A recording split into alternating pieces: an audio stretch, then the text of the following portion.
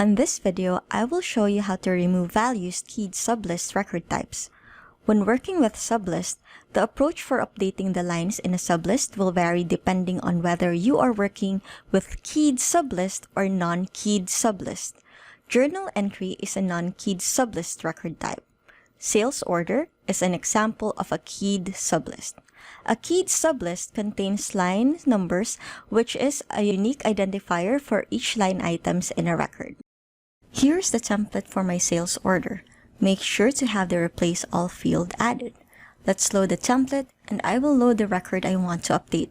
The line numbers here are your identifier that this record is a keyed sublist. I want to remove the customer value for this sales order. Let us remove the customer field and resend the data to NetSuite.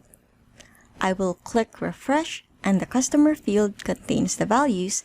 That means it is not removed from NetSuite yet. To clear out the field value, you need to do the following. Set true to replace all field, then remove the values of the line item. The line item numbers are these, and the line level fields, which in case the customer, I will remove the values in here. Click Upsert. If you notice, the line item numbers are different.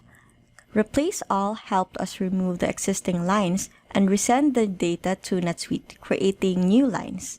Hope this helps. Thanks for watching.